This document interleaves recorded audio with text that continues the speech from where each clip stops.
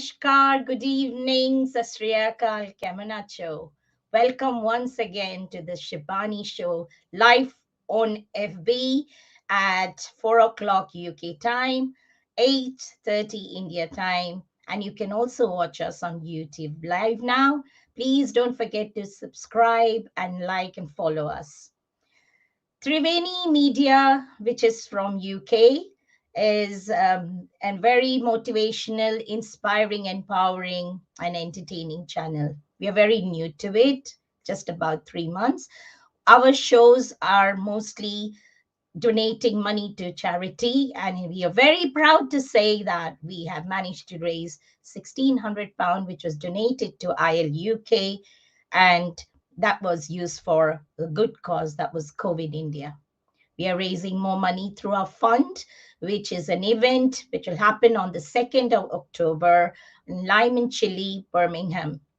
We appeal that if you could donate some amount on Just Giving, you can also watch the show live on the 2nd by putting in a very small amount of £2.99, and the whole event of the Ghazal Night by Ustad Basharat Beg will be visible to you.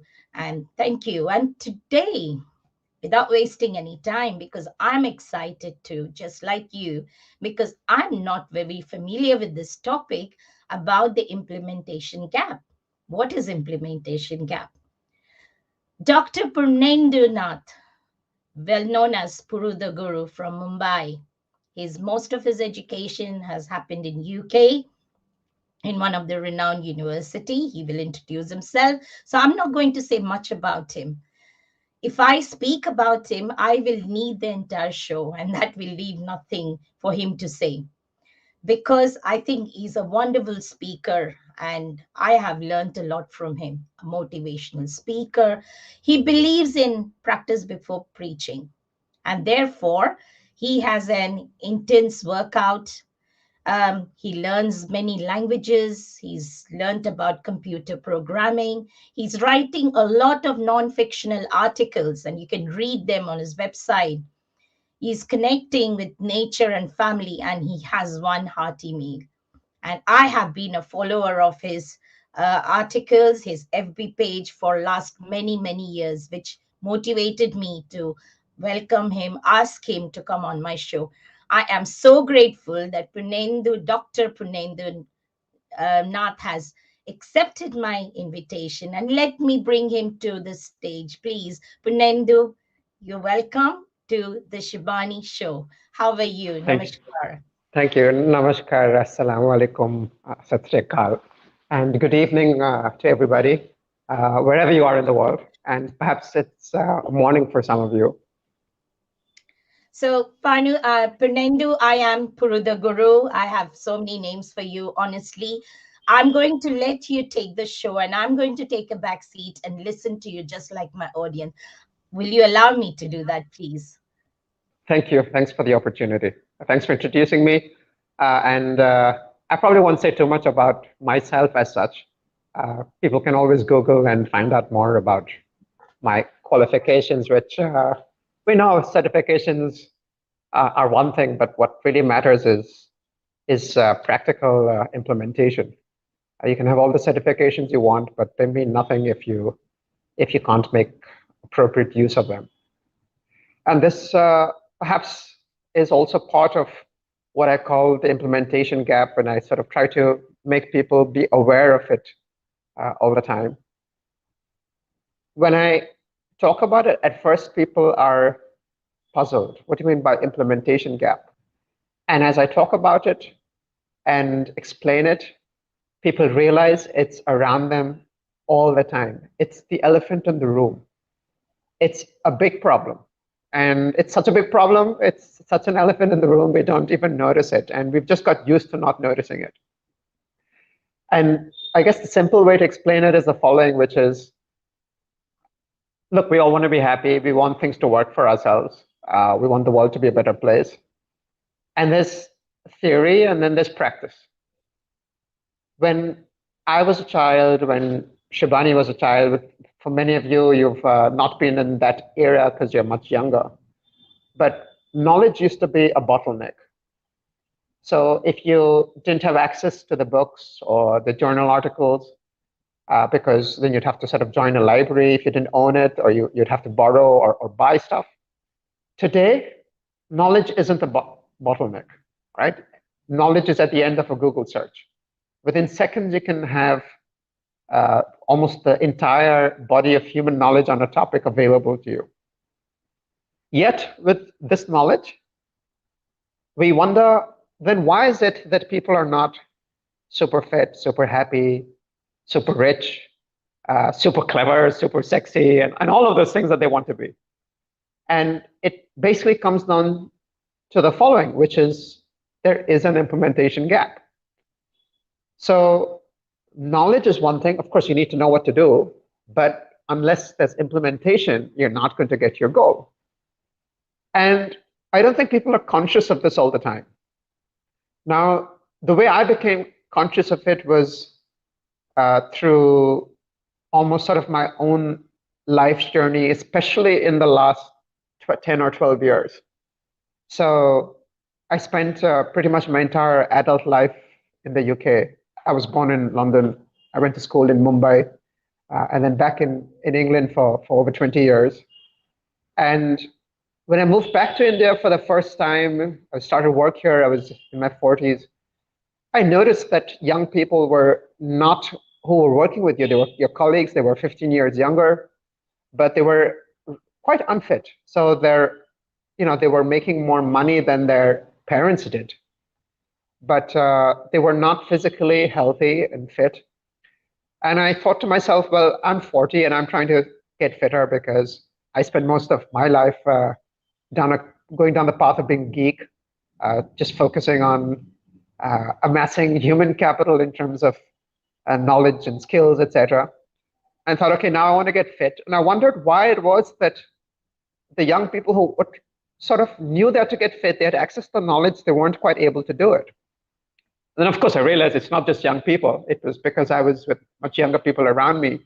But if young people aren't able to get and stay fit, then of course it's much more difficult for older people. And it then struck me that what the problem was simply this, that all the knowledge in the world is going to mean nothing if you don't know how to implement it. And to implement it to get to the solutions that you're after, or to get to your goal.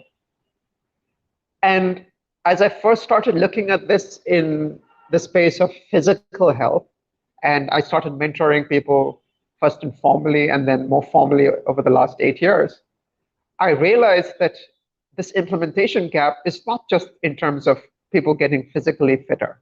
It exists around us everywhere, from birth to death. In fact, even prior to our birth,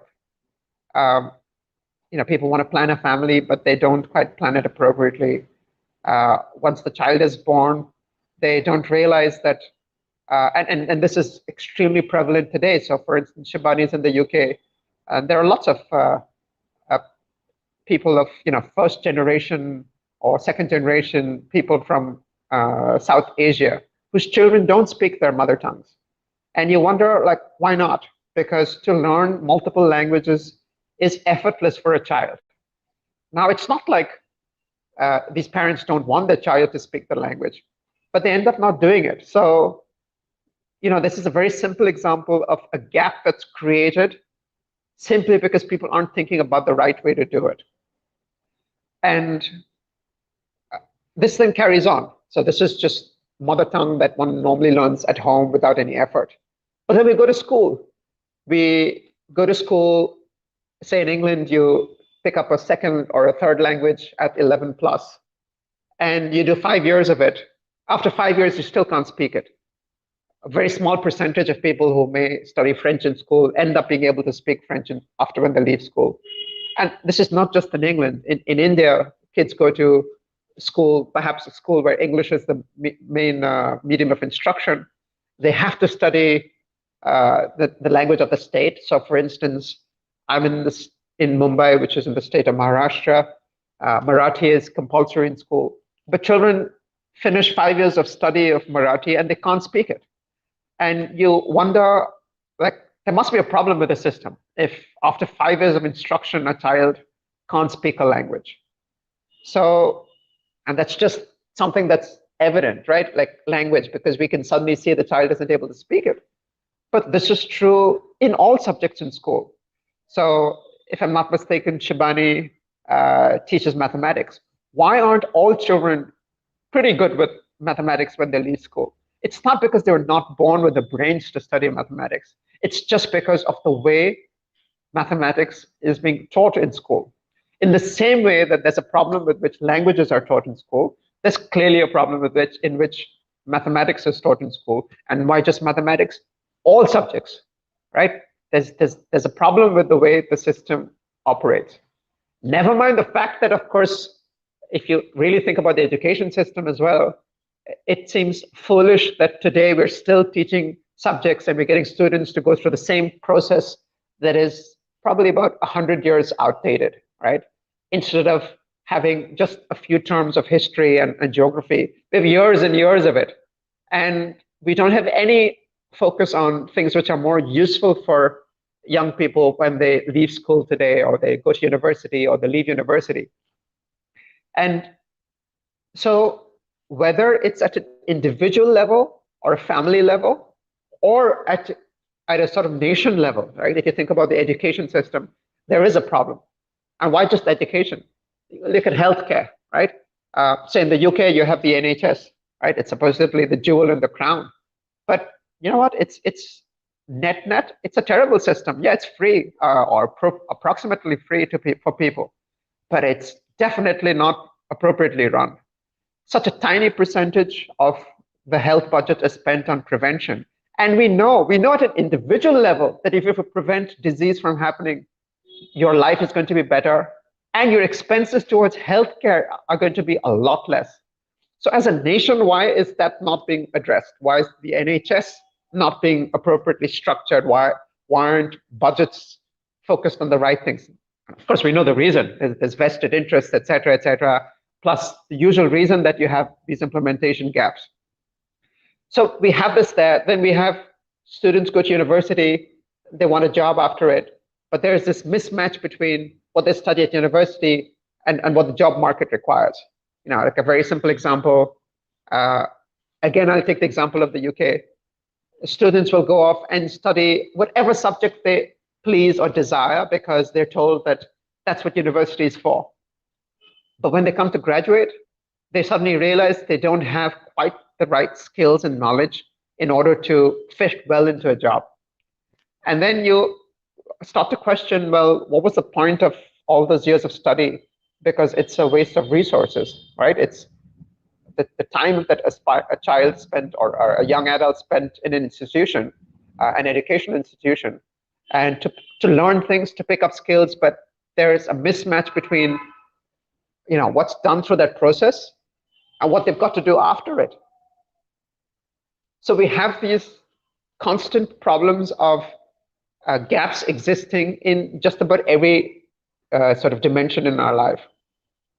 And all I try to do is tell people that, look, you've got to first appreciate that there's an implementation gap. And so I start off, just at the outset, always assuming that systems are broken, that systems malfunction, that systems just aren't optimal at all, right? Now, that doesn't leave me, upset and depressed that, oh my God, everything's broken. No, if I just start off with that assumption that everything's broken for whatever reason, and this is sort of descriptive or describing how the world seems to exist today, my simple point after that is, okay, so how are we going to fix it? And if we can't fix external systems, we can't fix an education system, we can't fix a healthcare system, what do we do at an individual level? Because that's ultimately the only thing that we have control over, right? Over ourselves. And so, for instance, with the people I mentor, for me, it's very clear. My first responsibility is towards them.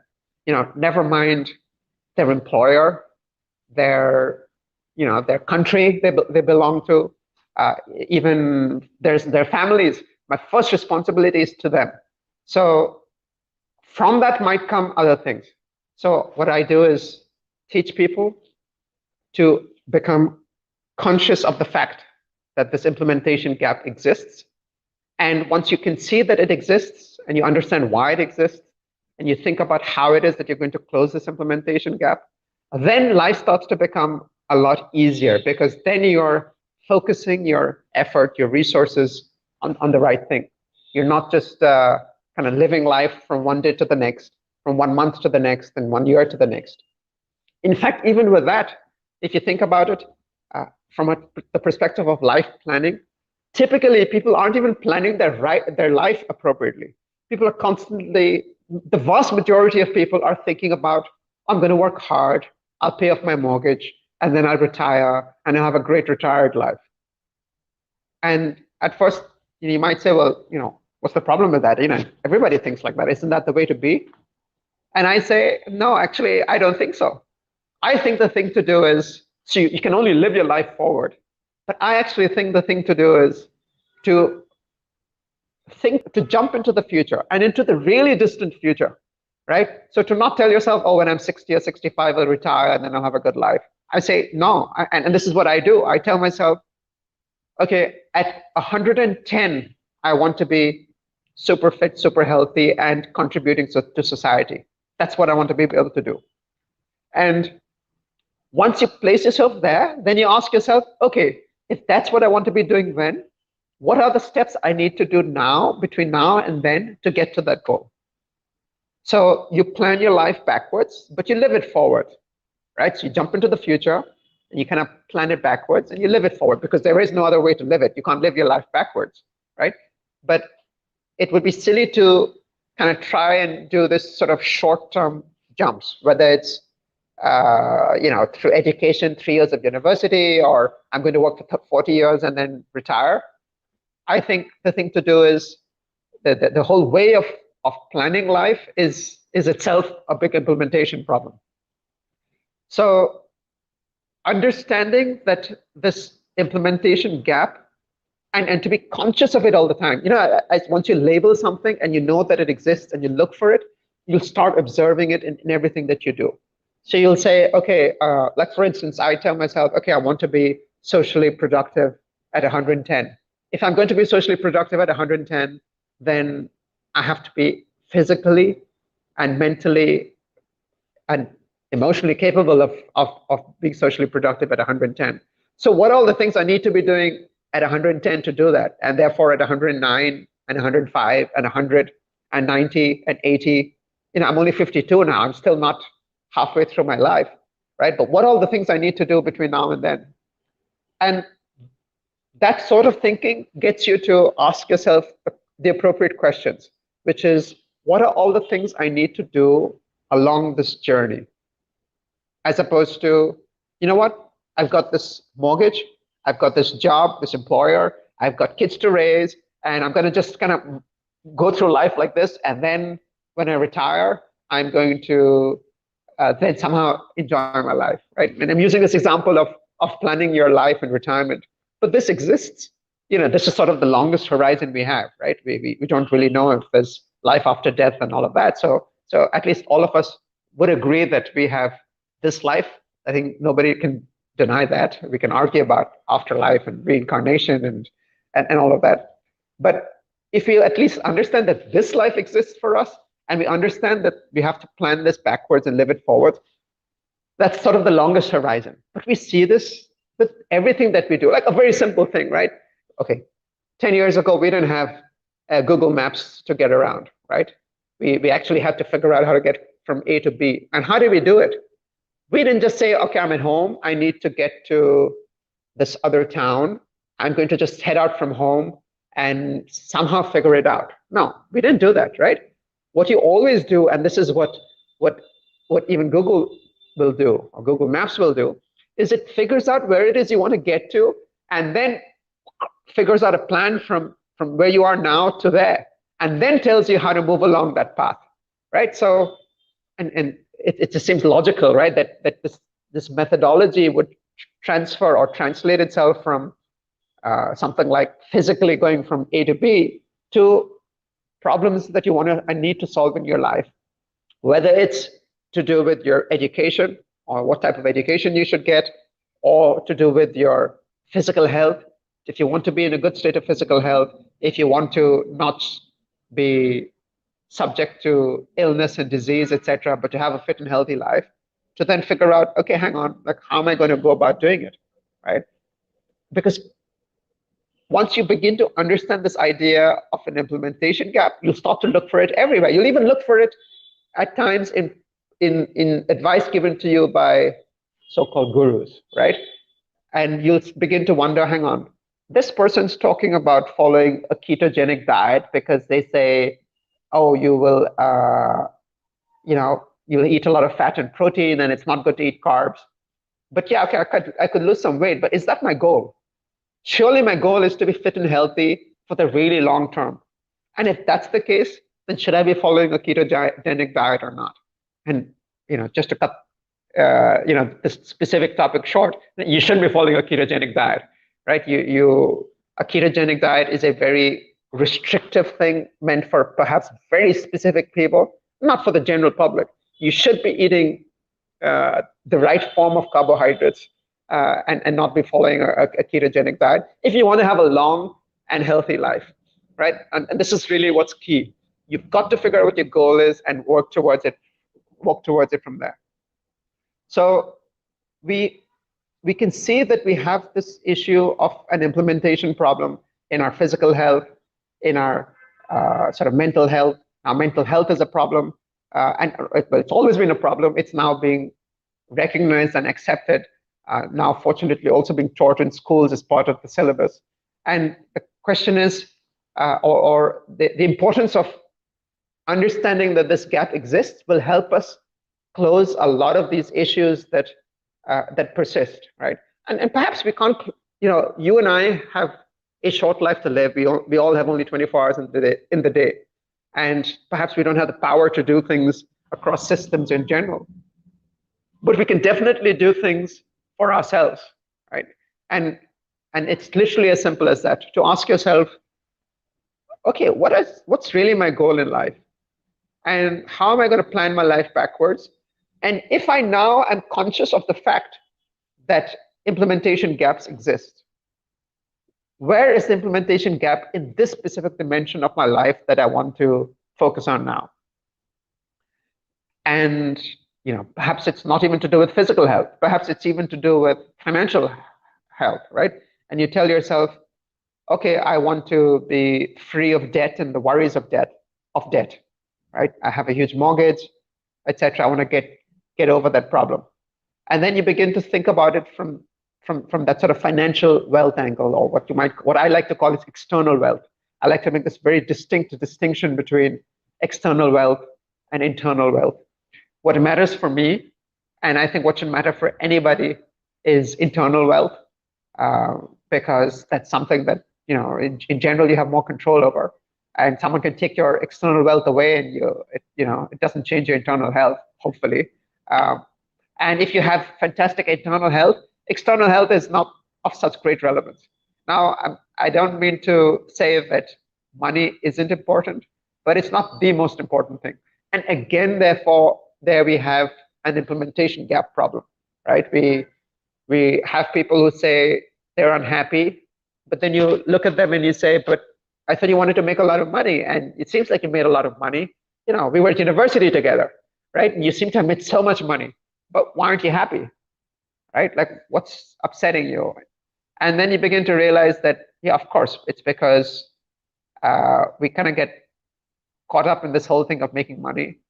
But even though money is important, it's not the most important thing. Sometimes we, go down this path of believing what economists tell us, that, and we hear from the news, we talk about GDP, et cetera, and we think that that's where our focus should be.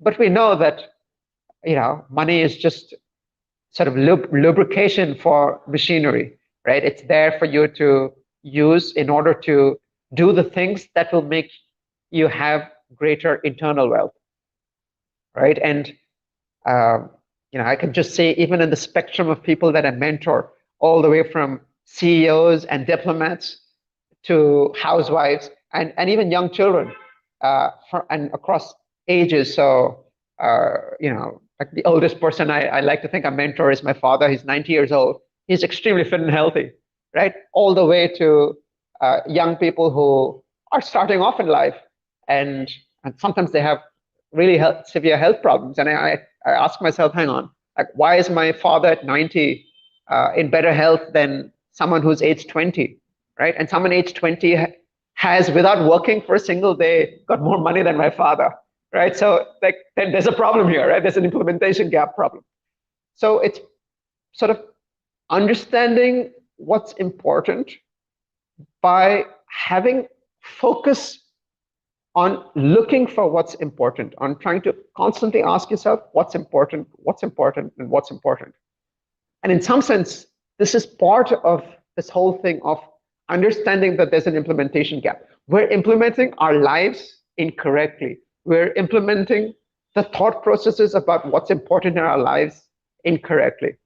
And sort of, if you put all of these things together and to understand that everything's interconnected, that you begin to realize that since everything's interconnected, I can have an implementation gap in X, and it's going to give me a problem with Y, right?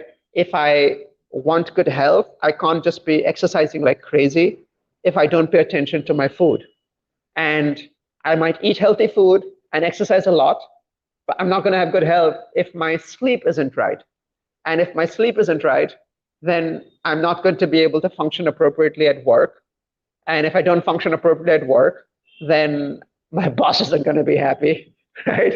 So everything's kind of interconnected. And it's understanding that not only are things interconnected, but since everything has a potential for having an implementation gap, that we want to be conscious of the fact that there's implementation gap all the time, and constantly look to solve these problems. Not from like I mentioned, it's not like you're a pessimist and you get depressed because there's problems everywhere. You just accept that that's the way the world is, that's how life is, and you go about trying to solve it. So what are the things that you might need to do this? Well, firstly, you've got to keep an open mind. You've got to have what is often called as having a sort of scout mindset, as opposed to a soldier mindset. You don't want to just rush into battle. You want to kind of think about things. You want to tell yourself constantly, you know what, there's a high likelihood that I'm wrong. Let me be always conscious of the fact that I don't know what I don't know. And that when I begin to learn something about a specific topic, so we're already aware of this idea that once you begin to learn and understand more about a topic, you realize how little you know and how much there is to know. So to be conscious of this fact that what we don't know is huge, but that doesn't make us helpless. It makes us more practical in terms of how it is that we're going to go about trying to find a solution or a set of solutions.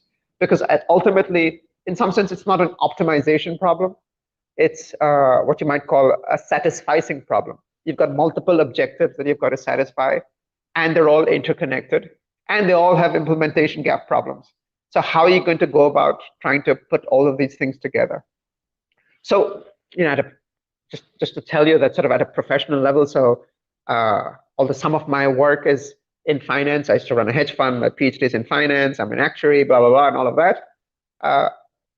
A vast majority of my time is spent mentoring people around the world, from all kinds of backgrounds, all kinds of states of health, some really quite fit who are trying to get even fitter and faster or stronger, to people who are quite severely ill, often with illnesses that doctors have said that, you know what, we can't do anything about this. You're just going to have to take this medication for the rest of your life. And I kind of help these people figure out, go back to basics and understand how it is that we can go about solving this problem by teaching them how to solve the problem. So rather than give them the fish, teach them how to fish. So, I can give you multiple examples of people I've mentored who've had all kinds of health issues, right from autoimmune disorders that they've been able to reverse and fix to common problems like hypertension or high blood pressure, issues with cholesterol, reverse diabetes. Very recent case of someone with ulcerative colitis, which is an inflammatory bowel disease. They were told by the gastroenterologist that they're going to have to take this medication for the rest of their life, and there's no solution, there's no cure. And literally within months, I've been able to prove through proper systematic approaches and medical tests and scans and et cetera, that no, hang on, you can fix this problem, right? It's just about figuring out how you're going to go about doing it, knowing that there must be an implementation gap that you have to close, and you've got to implement a solution to take you from where you are now to where it is you want to get to. Now, look, this is the way how I live my life, and I enjoy this. I love problem solving. As you know, over 99% of the world's population doesn't really care about any of this. They say, you know what, forget it. I get decent food on my table every day. I get to go on holiday a couple of times a year. Yeah, I have this health problem, and I pop some medication. It doesn't cost much, or it's free. And yeah, there's side effects, and yeah, it's okay if I don't live to 100. I'm okay living to 75. And of course, from a health perspective, we know that the problem is you have a health problem not when you're 74 and die at 75. The problem is we end up having health problems if you're lucky, in your 40s rather than in your 30s.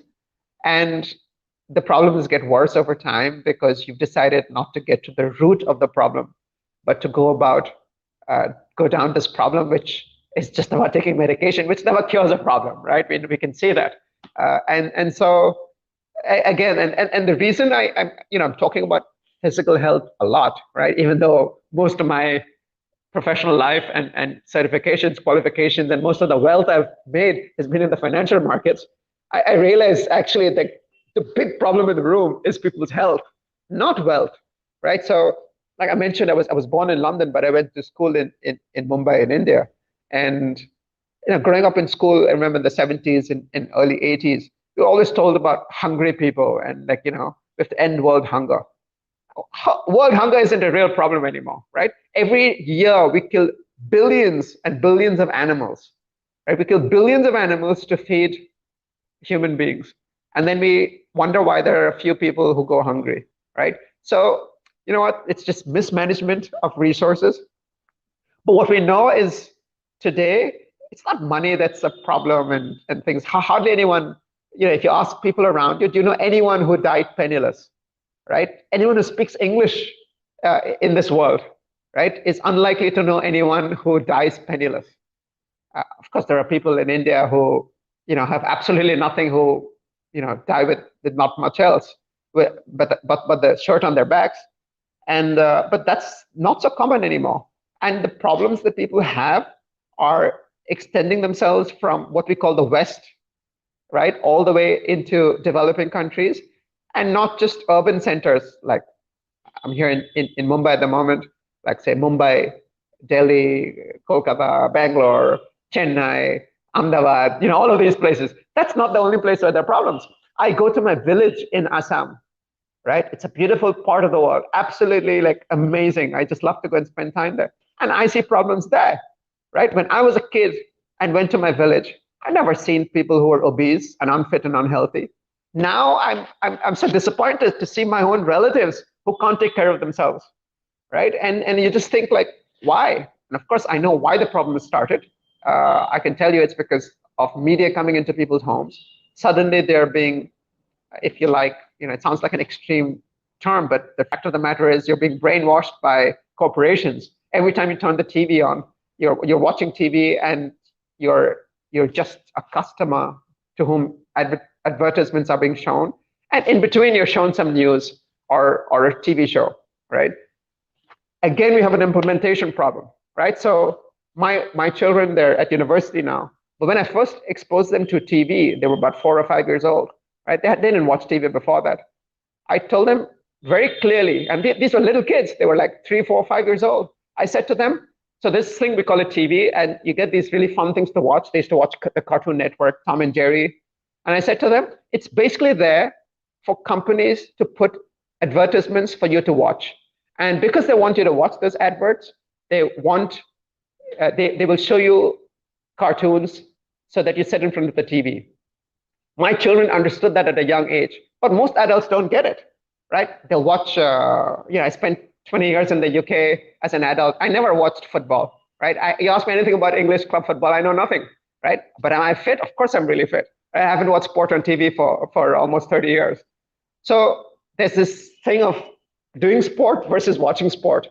My children watch TV, but when there are ads happening, they know that they just mute the TV until the ads stop, and then they continue watching again.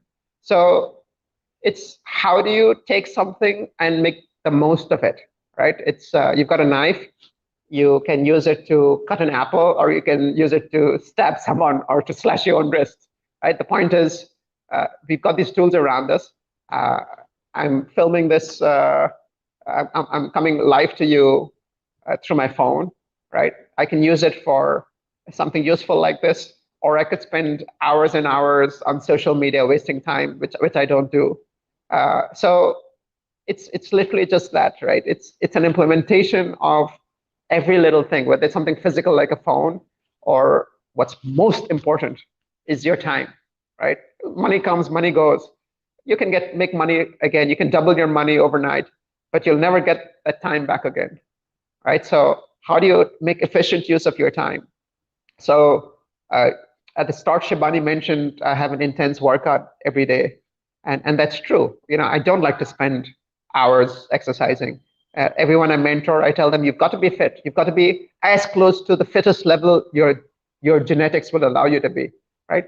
Not the absolute fittest level, because for that you'll probably won't have much time for anything else. But you can be at 85, 90% of your genetic potential.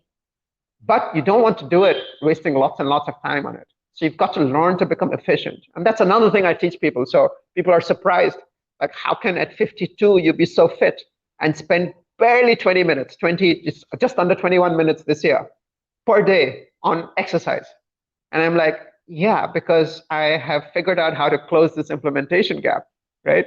And it's not just because of only the exercise, right? If I did 20 minutes of exercise, but I ate like an idiot, and I didn't focus on the right type and quality of sleep, then I'd have a problem. So again, it's about things being interconnected. So for me, it's very simple. I have multiple goals. I already told you about how I want to be socially productive at 110, and someone else might have some other goals. But to get to those goals, there are lots of other goals I have in view. This 110-year-old thing is something so far away. It's about 60 years away. And sometimes I say, it's only 60 years away. I don't have much time. I don't want to waste time. And there are the goals that I have. They're 20-year projects, 30-year projects, 15-year projects. Again, it's because of horizon. Most people are thinking year-end bonus. They're thinking end-of-term exam. They're thinking quarterly earnings, right? They're thinking today's sales. And there's nothing wrong with that. But the point is, you're then missing out on perhaps what's most important. Because if you think about it, all of these things I mentioned, they're in some sense, they're taking up your time, a day, an hour, a week, a month, these sort of calendar and clock time horizons. But they're linked so much to external wealth, right? About jobs, about careers, about money, about bonuses, about paying off your mortgage, etc. They're not about what really matters, which is your internal wealth. It's pointless, right, to have all of that money, but you can't enjoy it because you're not fit and healthy, right? And I'm guessing a large percentage of the audience that's sort of watching the show is of Indian origin, and it's you'll have seen this. It's embarrassing, or perhaps you won't be able to see the difference because you're Indian and you travel with other Indians.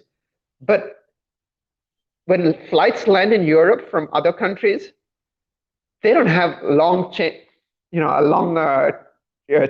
wheelchairs outside the aircraft, right? Why do Indians become unfit and unhealthy and need wheelchairs at an early age, right? We have a problem, right? And what's the problem? It's because we're not implementing our lives appropriately, right? We've had such wonderful things in the past, right? We have this sort of false pride about Ayurveda and Vedic maths and all of that. But what the heck, like I say to people, I don't care what your grandfather did. Like, what are you doing today? What are you doing today? Never mind even what you did when, 30 years ago when you were in school. I don't care about that. What are you doing today? Why do you, at the age of 60, need a wheelchair? Right? And like, you might say, of course, I have a reason for a wheelchair, but that's no excuse. And unfortunately, this is how the world is moving along. And when we look at others who are like us, so again, assuming that the audience is primarily of Indian descent or South Asian descent, we look around us and we say, okay, it's kind of normal for people to have a big belly. It's kind of normal to have hypertension and to have diabetes and all of that. And yeah, it's okay to have some knee problems and back problems. And yeah, when you're 60, 65, of course, you'll need a wheelchair. And of course, you can't go trekking and you can't go here and you can't go there. But why? Like, why? Like why? Like, it just doesn't make sense to me. I know why you think that, as in, because that's the only way you know how to think, but it doesn't have to be like that. And that's my point to people. So, people approach me. I don't market myself as such. People approach me, they'll find me, they'll get in touch. And if we decide to work together on a project where I work with each person that I mentor, it's a separate project. I'm totally invested in their well-being. And what we do is figure out, okay, you know what you came to me for was something really that I think is really quite simple. All you're looking to do is lose weight, get rid of some of your health problems, stop some of the medication that you're on, and not need the medication anymore, right? Use your lifestyle to fix these problems. But you know what? While doing that, and you begin to see the problems that we have in terms of how you've been implementing your life, whether it's your lifestyle in terms of food and exercise and things like that, and how you conduct yourself through the year, or about how you're thinking about money and your career, right? We kind of put all of that together and we say, okay, how are we going to make our lives better in all of these dimensions? Internal health or internal wealth and external wealth, right? It's quite simple. I've run multiple businesses. I have been successful as a quantitative trader. I still write code every day. Just this morning, I was writing some computer code. I've been coding for over 35 years. I love problem solving. And this is learning happening all the time. So what we do is we work on these projects and try and figure out, okay, each person's life is different. Everyone has a different goal. Not everybody wants to be like me and be socially productive at 110. But and everybody's starting point is different, right? Someone might be 30 and have a severe health problem, and someone else might be 50 and not have any serious health problems, but they just want to kind of make sure they don't have health problems in the future. So, and everyone's background and constraints and preferences are different. So someone might be from, they might have spent their entire lives in Europe. Someone might have spent their entire time in a small town in India. Someone might have spent their early childhood in a village, but now lives in Canada. And so everybody's sort of preferences and how they are different.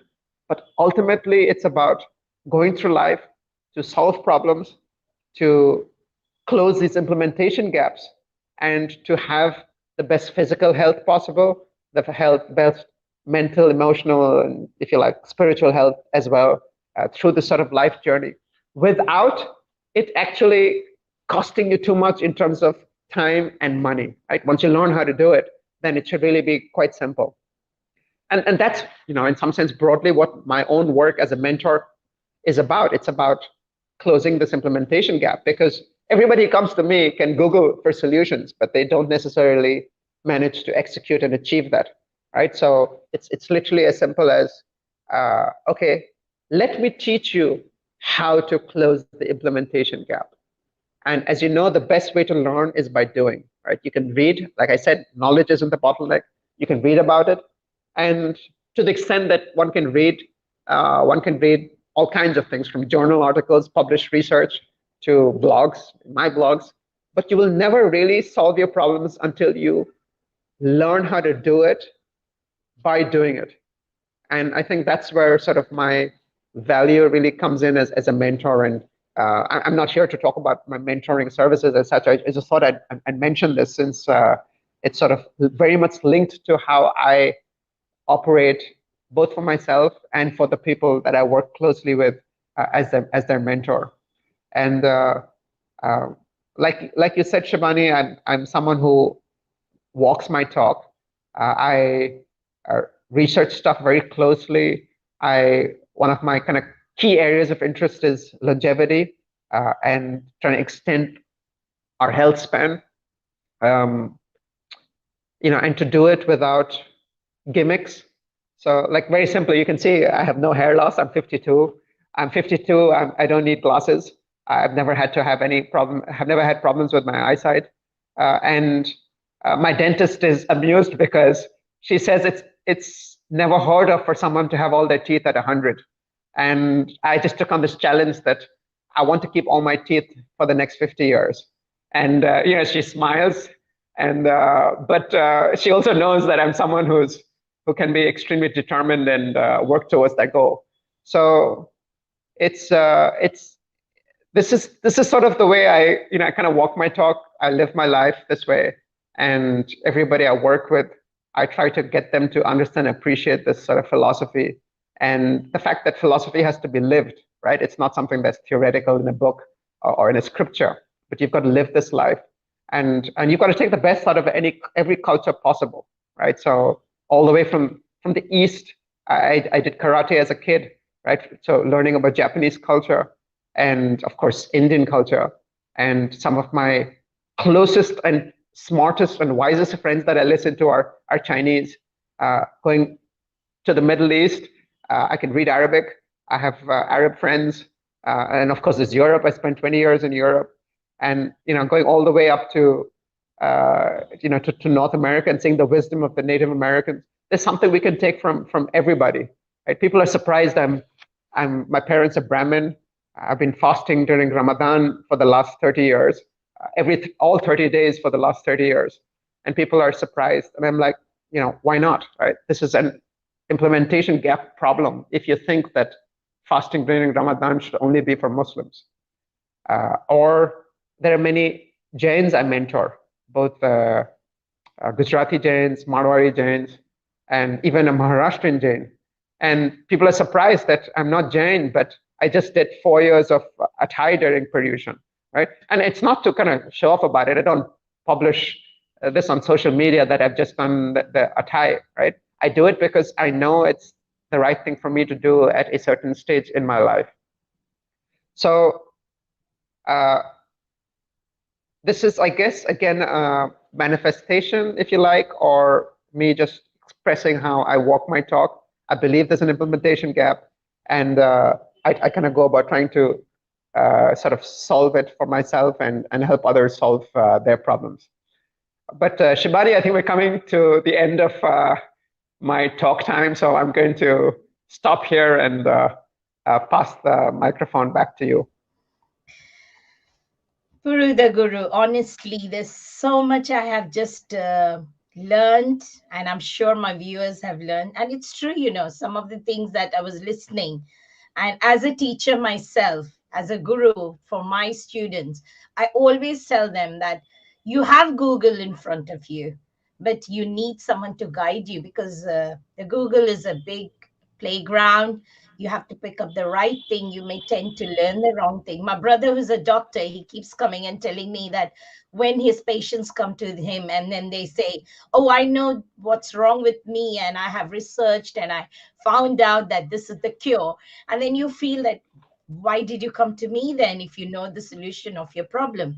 But yes, we all need someone to lead us a path. And then, of course, you can go around looking for more things. But a leader is very important. And I see that leader in you. And you're such a modest person, because I was expecting you would tell more about yourself, because I know you are Cambridge educated. You have always taught, and I have known you for a very long time, but I More than always, 50 years. yeah, More I than 50 years. always look upon you. Always, right from childhood, I have looked upon you like you are a guru. You're a guru to many. You're a guru, and as you said, you would not like to canvas about guiding people, but I have already mentioned that you do come to UK. Your family is in United Kingdom, in London. Your children are here. Your wife, who's a dentist, she's here. So when you're here, do let us know. And anyone in UK or through Triveni would like to connect with you and talk to you and get some consultation, then I'm sure you'd be happy to help them. Yeah, sure. And you should know that, the people I mentor, all the way from Korea to Western Canada, many of them I've never met, and I've helped them get over all kinds of problems from alcoholism, reverse illnesses, etc.